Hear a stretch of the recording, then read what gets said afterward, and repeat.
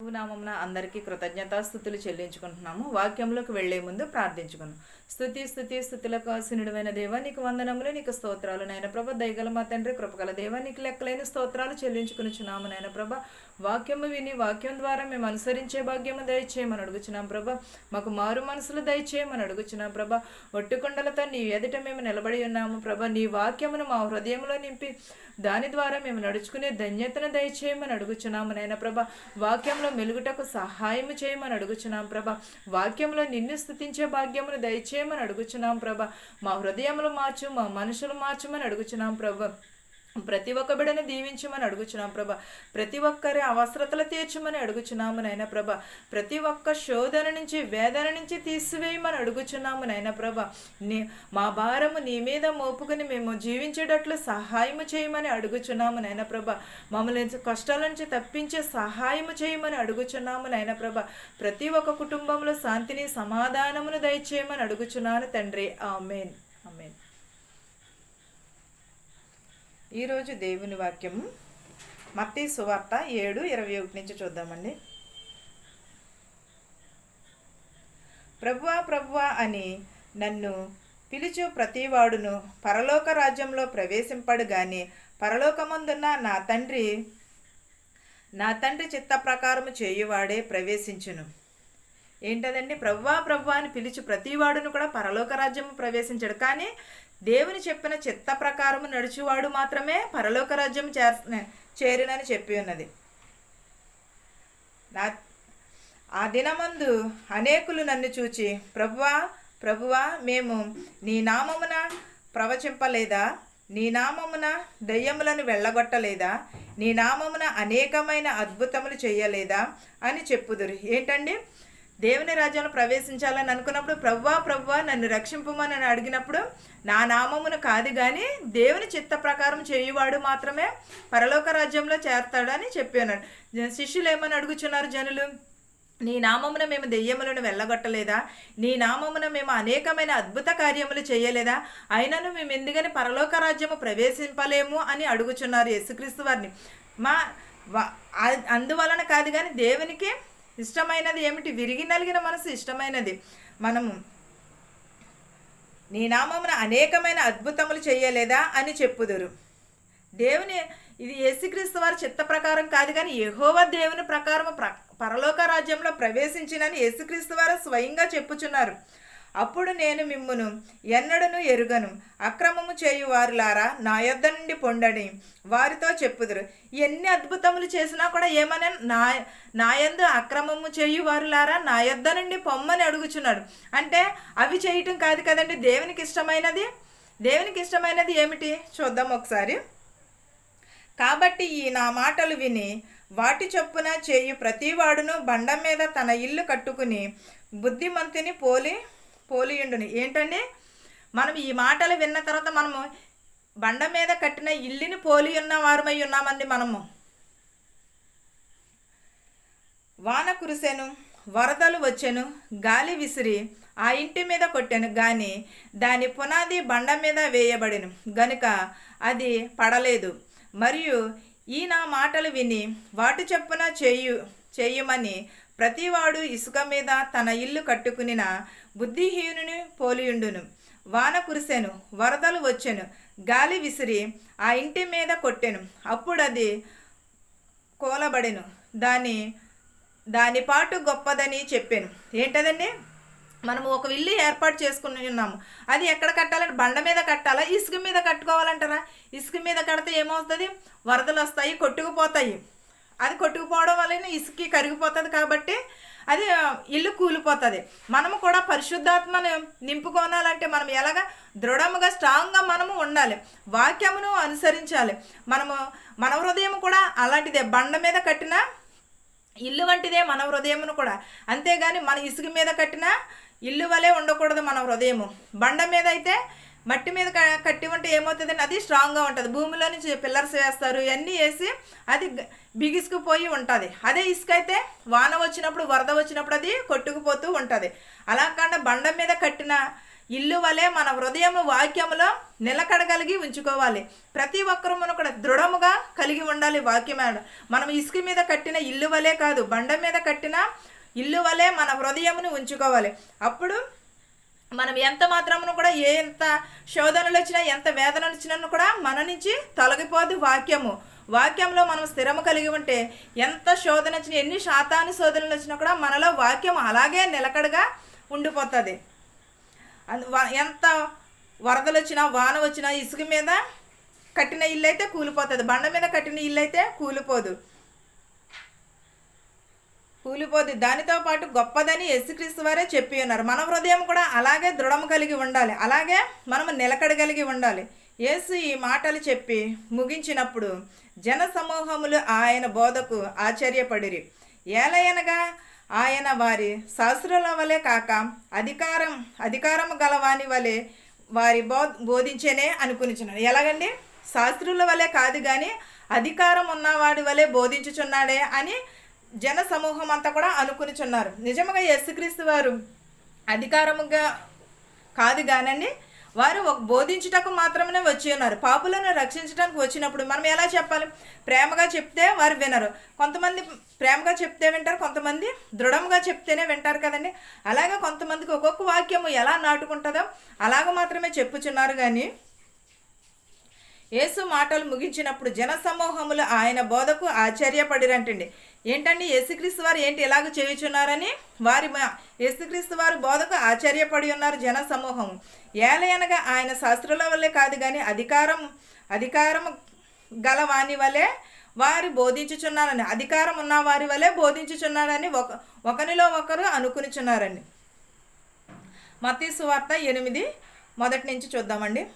మత్తయి సువార్త 1 ఆయన కొండ మీద నుండి దిగి వచ్చినప్పుడు బహుజన సమూహములు ఆయనను వెంబడించాను. ఏంటదండి? కొండ మీద నుంచి వారు ప్రసంగం ముగించి వెళ్ళినప్పుడు జన సమూహం అంతయు కూడా యేసుక్రీస్తు వారిని వెంబడించి ఇదిగో కుష్ఠరోగి వచ్చి ఆయనకు మ్రొక్కి, ప్రభువా నీకిష్టమైతే నన్ను శుద్ధినిగా చేయగలవనెను. అందుకు ఆయన చెయ్యి చాపి వాని ముట్టి, నాకిష్టమే, నీవు శుద్ధుడవు కమ్మని చెప్పగా తక్షణమే వాని కుష్ఠరోగము శుద్ధి అయ్యను.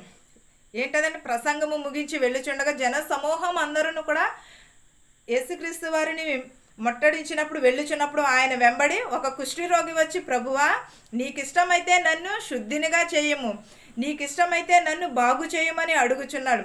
అందుకు ఆయన యేసుక్రీస్తు వారు చెయ్యి చాపి, నువ్వు స్వస్థత పొందుట నాకిష్టమే అని చెప్పి ఉన్నారు.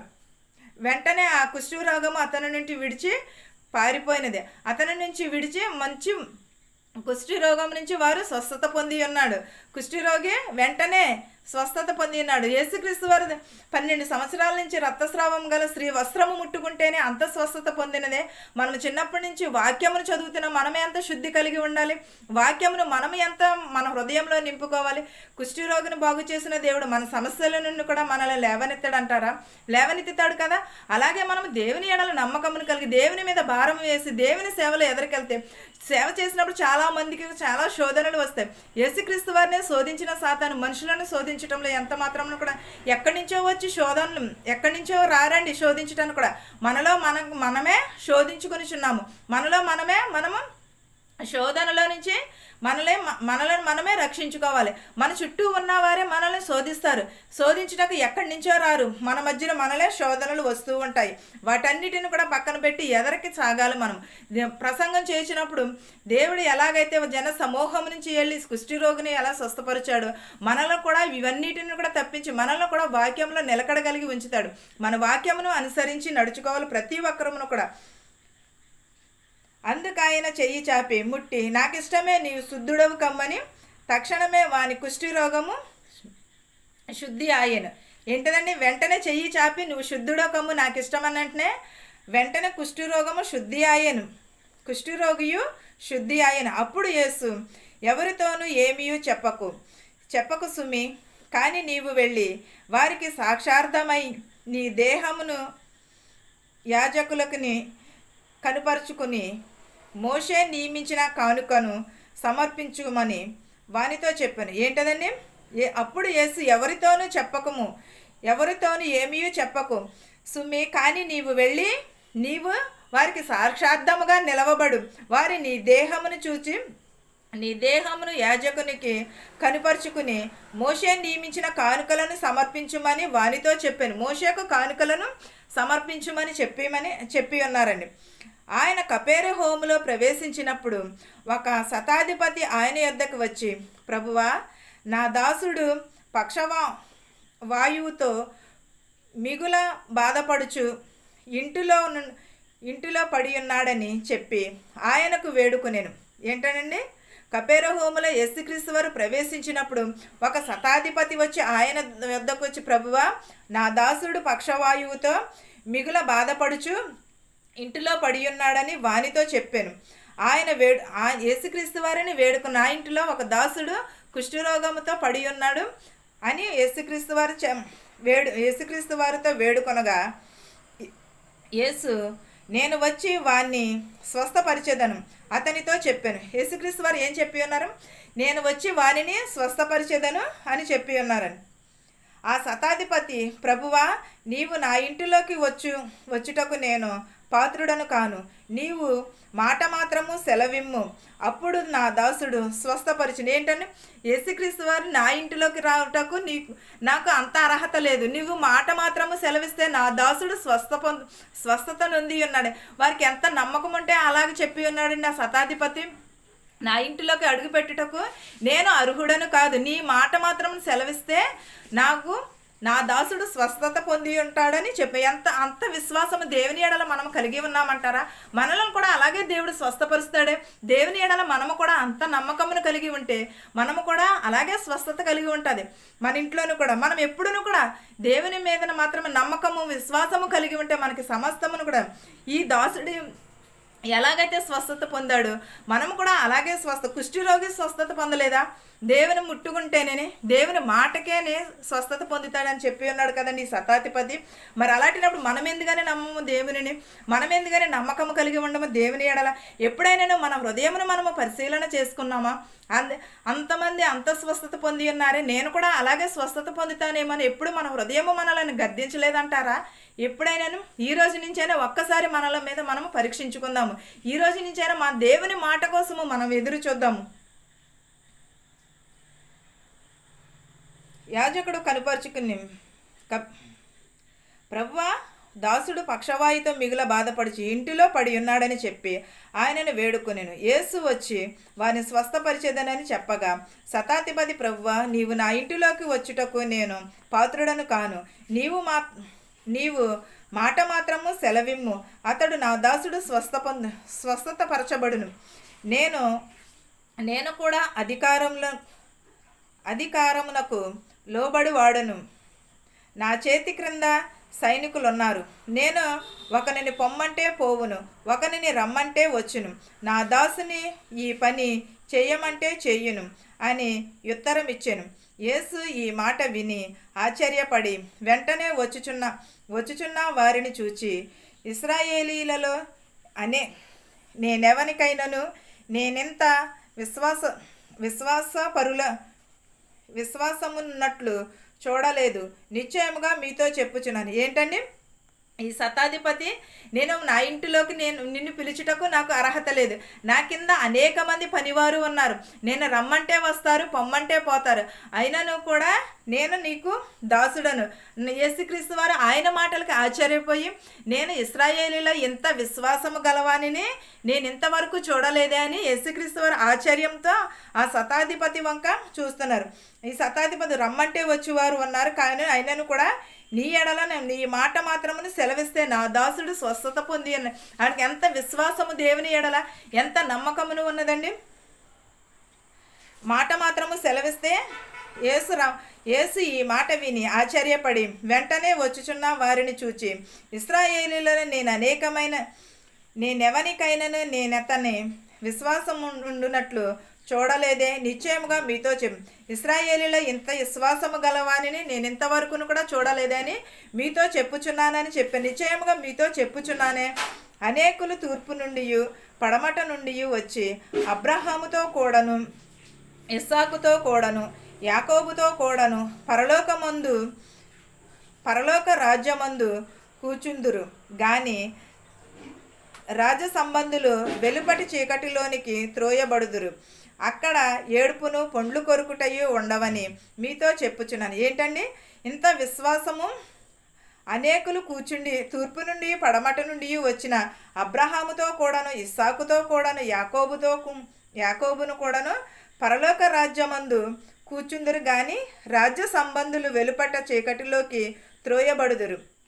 అక్కడ ఏడుపులను, పరలోక రాజ్యంలో ఏమిటంటే ఏడుపులను పండ్లు కొరుకుటయ్యి కూడా ఉండవని చెప్పుచున్నారు. ఇంతమంది విశ్వాసులు ఉన్నను కూడా ఇలాంటిది నేను ఎప్పుడు చూడలేదు అని యేసుక్రీస్తు వారు చెప్పుచున్నారు. అక్కడ పరలోక రాజ్యంలో చీకటియును వెలుగుయును త్రోయబడును, ఏడ్చుటయ్యు పండ్లు కొరుకుటయ్యు ఉండవని మీతో చెప్పుచున్నానని. అంతటా యేసు ఇక వెళ్ళుము, నీవు విశ్వసించిన ప్రకారము నీకు అవునుగాక శతాధిపతితో చెప్పాను. ఎవరితోటండి? నీ విశ్వసించినట్లే నీకు అవునుగాక వెంటనే వెళ్ళుమని చెప్పానని శతాధిపతితో యేసుక్రీస్తు వారు. శతాధిపతి చెప్పాను. ఆ గడియలోనే ఆ దాసుడు స్వస్థత నొందిన. యేసుక్రీస్తు వారు ఎప్పుడైతే చెప్పి ఉన్నారో అక్కడ వారింటిలో ఉన్న దాసుడు స్వస్థత పొందాను. వెంటనే వారికి స్వస్థత కలిగించాను. యేసుక్రీస్తు వారు మాట మాత్రము సెలవివ్వగానే వెంటనే స్వస్థత పొంది ఉన్నాడు ఆ దాసుడు. మనము కూడా అలాగే స్వస్థత పొంది ఉంటాము. మనము దేవుని ఎడల అది శతాధిపతి రమ్మంటే వచ్చేవారు భటులున్నారు, పనివారు ఉన్నారు. అయినను కూడా యేసుక్రీస్తు వారి ఎదుట ఎంత విశ్వాసమును కలిగి ఉన్నాడండి. అంత విశ్వాసము మనము కూడా కలిగి ఉండాలి దేవుని ఎడల. అంత నమ్మకం. మనము పుట్టిన కాడి నుంచి క్రైస్తవులే, కానీ ఇశ్రాయేలీలో ఎవరును కూడా అంత విశ్వాసము కలిగి లేరని శతాధిపతితో చెప్పుచున్నారని యాకోబుతోటిని. తరువాత యేసు పేతురింటిలో ప్రవేశించి జ్వరముతో పడి ఉన్న అత్తను చూచి ఆమె చెయ్యి ముట్టగా జ్వరమును విడిచెను. అంతటా ఆమె లేచి ఆయనకు ఉపచారము చేయసాగాను. ఇంటదండి. ఇది అయిన తర్వాత యేసుక్రీస్తు వారు పేతురు ఇంటికి వెళ్ళారు. పేతురు ఇంటికి వెళ్ళి పేతురు అత్తగారు జ్వరంతో పడి ఉన్నట ఆమెను చెయ్యి చాచి ముట్టగానే వెంటనే జ్వరము తగ్గి ఆమె యేసుక్రీస్తు వారికి ఉపచారము చేయుచుండెను. ఉపచారము చేయసాగాను. ఉపచారం చేయుచు యేసుక్రీస్తు వారికి ఉపచారము చేయసాగినను. అప్పటి వరకు ఆమె జ్వరంతో పడి ఉన్నది. యేసుక్రీస్తు వారు ఇలా ముట్టగానే ఆవిడికి జ్వరం వెంటనే స్వస్థత పొంది ఉన్నాడు. సాయంకాలం అయినప్పుడు జనులు దెయ్యములను పట్టిన అనేకులు ఆయన యొద్దకు తీసుకుని వచ్చిరి. ఆయన మాట వలన దెయ్యములను వెళ్ళగొట్టి రోగులనైనను స్వస్థపరిచెను. అందువలన ఆయనే మన బలహీనతలను వహించుకుని మన రోగములను భరించెనని ప్రవక్త అయిన యెషయా ద్వారా చెప్పబడినది నెరవేరని. ఏంటదండి? యేసుక్రీస్తు వారు సాయంకాలం అయినప్పుడు జనులు దెయ్యములు యేసుక్రీస్తు వారి యొద్దకు దెయ్యములు పట్టిన వారిని, అనేకమైన రోగములుగా పట్టిన వారిని, రోగులను యేసుక్రీస్తు వారి యొద్దకు సాయంకాలం సమయంలో తీసుకొచ్చి ఉన్నారు. బలహీన పడిన వారిని కూడా మన రోగముల నుంచి యేసుక్రీస్తు వారు ముట్టగానే వెంటనే వారందరూ రోగముల నుంచి దెయ్యం పట్టిన వారిని కూడా స్వస్థపరిచి ఉన్నాడు. యెషయా ప్రవక్త అయిన ద్వారా చెప్పబడినది నెరవేర్చను. యెషయా ద్వారా చెప్పబడినవన్నీ ఇవన్నీ కూడా నెరవేర్చబడి ఉన్నవి. ఇవన్నీ కూడా యేసు తన యొద్దనున్న జన సమూహమును చూచి అద్దరికి వెళ్ళవలెనని ఆజ్ఞాపించెను. అంతటా ఒక శాస్త్రి వచ్చి, బోధకుడా, నీవెక్కడికి వెళ్ళినను నీ వెంట వచ్చేదనని ఆయనతో చెప్పాను. ఏంటదండి? యేసు తన యొద్ద నుండి ఆ జన సమూహమును నుండి అవతలికి వెళ్ళాలని అనుకునిచుండగా ఒక శాస్త్రుడు వచ్చి, బోధకుడా, నీవు ఎక్కడికి వెళ్ళినను నీ వెంట వచ్చేదనని యేసుక్రీస్తు వారితో చెప్పాను. అందుకు యేసు, నక్కలకు బొరియలను ఆకాశ పక్షులకు నివాసములను కలవు గాని మనుష్య కుమారునికి తలదార్చుకునుటకైనను స్థలము లేదని అతనితో చెప్పాను. ఏంటదండి? యేసుక్రీస్తు వారికి స్థల దాల్చుకునేటకు, మనకి ఎంత ఇచ్చిన దేవునికి స్థల దాల్చుకునేటకు స్థలమే లేదండి. ఆకాశ పక్షులకి గూళ్ళు ఉన్నాయి, కానీ మనుష్య కుమారునికి స్థలము మాత్రమును లేదు. నక్కలకు బొరియలు ఉన్నాయి, ఆకాశ పక్షులకు నివాసములు కలవు కానీ మనుష్య కుమారునికి తల దాల్చుకునేటకు స్థలము లేనందున స్థలము లేదని వారికి చెప్పాను. శిష్యులలో మరి ఒకడు, ప్రభువా, నేను మొదట వెళ్ళి నా తండ్రిని పాతిపెట్టుటకు నాకు సెలవిమ్మని ఆయనను అడుగగా, యేసు అతనిని చూచి, నన్ను వెంబడించుము, మృతులు తమ మృతులను పాతి పెట్టుకుననిమ్మని చెప్పాను. ఏంటదండి? యేసుక్రీస్తు వారు శిష్యుడు వెళ్ళి నా తండ్రిని నేను పాతి పెట్టుకున్నటకు నాకు సెలవిమ్మని అను. యేసుక్రీస్తు వారు నన్ను వెంబడించుడి, మృతులు పాతి పెట్టుకొననిమ్మని చెప్పుచున్నారు. ఆయన దోణి ఎక్కినప్పుడు ఆయన శిష్యులు ఆయన వెంట వెళ్ళిరి.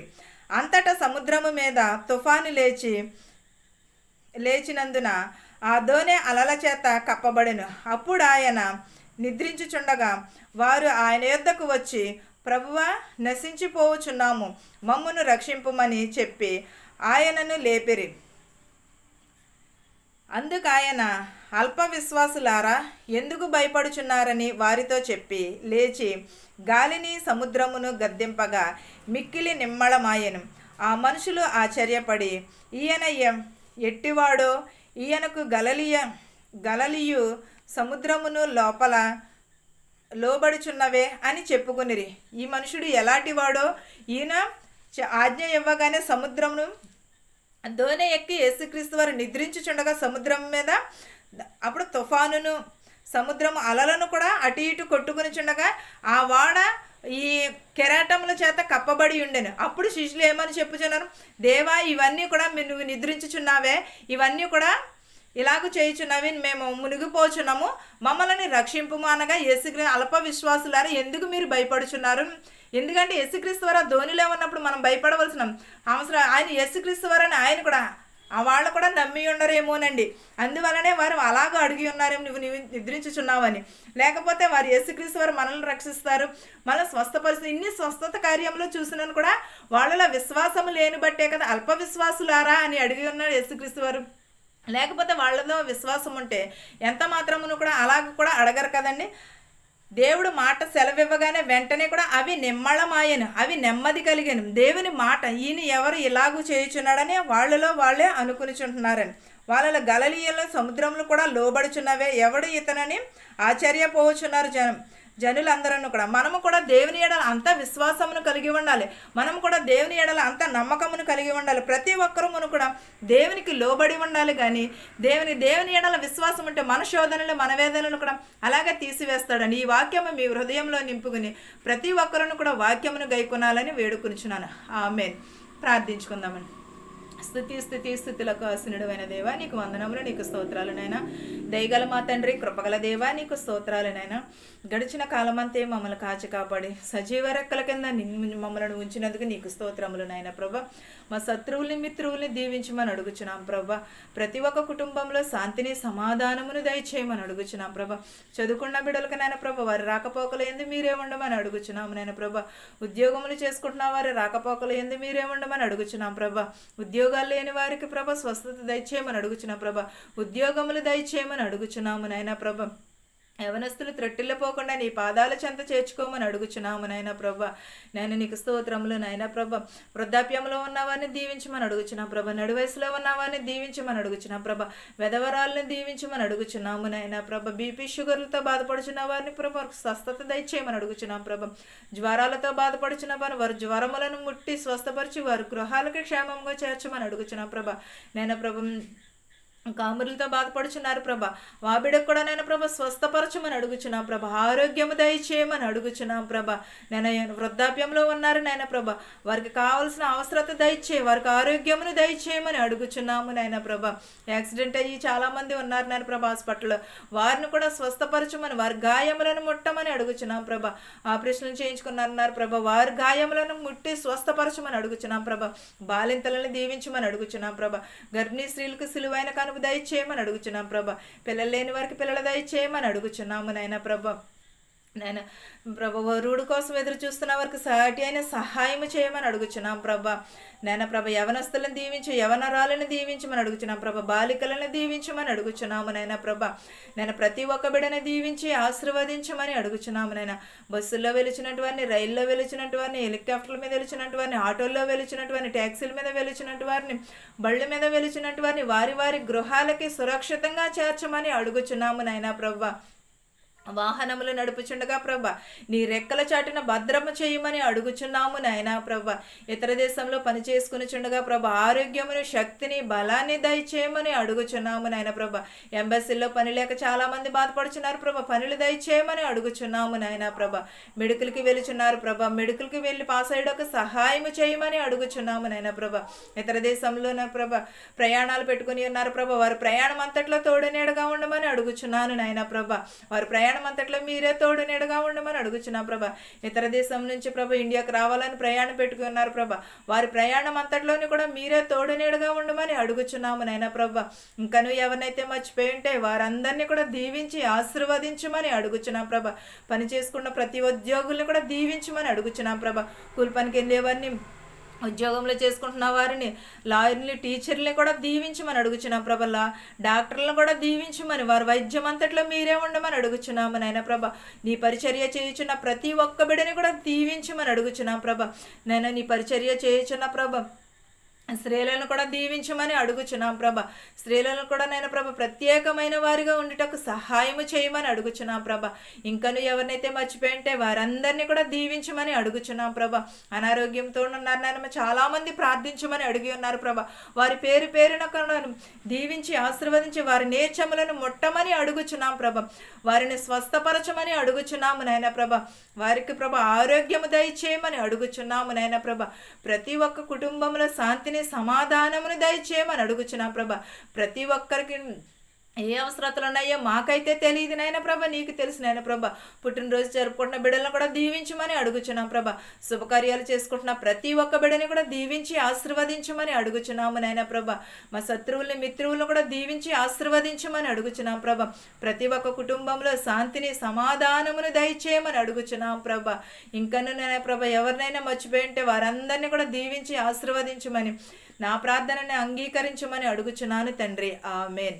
పరలోకమందున్న మా తండ్రి, నీ నామము పరిశుద్ధపరచబడునుగాక, నీ రాజ్యం వచ్చునుగాక, నీ చిత్తము పరలోకమందు నెరవేరునట్లును భూయందు నెరవేరునుగాక. మా అనుదినాహారము నేడు మాకు దయచేయము.